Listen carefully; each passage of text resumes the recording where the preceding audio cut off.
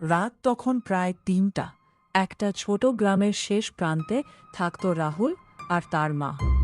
তাদের বাড়ির পাশেই ছিল বহু বছর ধরে বন্ধ হয়ে থাকা একটা পুরনো বাড়ি। গ্রামের সবাই বলতো ওই বাড়িতে রাতে কেউ ঢুকলে আর সকালে তাকে খুঁজে পাওয়া যায় না। রাহুল এসব কথায় বিশ্বাস করত না। এক রাতে হঠাৎ ঠক ঠক ঠক, রাহুলের ঘরের দরজায় কেউ ধাক্কা দিল। রাহুল ঘুম থেকে উঠে বলল, কে?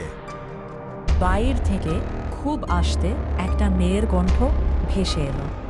দরজাটা খোলো। আমি খুব ভয় পেয়েছি।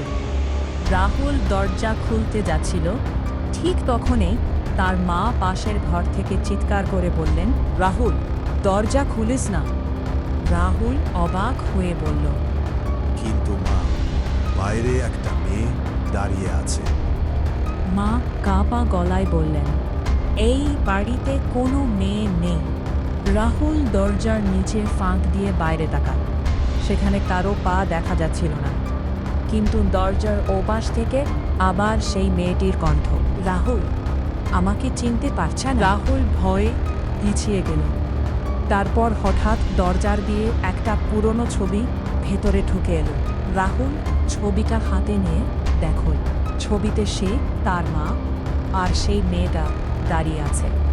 রাহুল মেয়েটাকে চিনতে পারল না, কিন্তু তার মা ছবিটা দেখেই চুপ হয়ে গেলেন।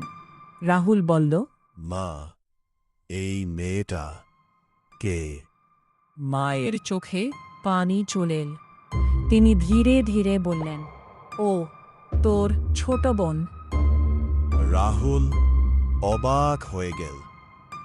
আমার তো কোনো বোন ছিল না। ছিল, কিন্তু আজ থেকে 10 বছর আগে ওই পুরনো বাড়িটার সামনে ও নিখোঁজ হয়ে গিয়েছিল। ঠিক তখনই ধাম, ঘরের জানালাটা নিচে থেকেই খুলে গেল।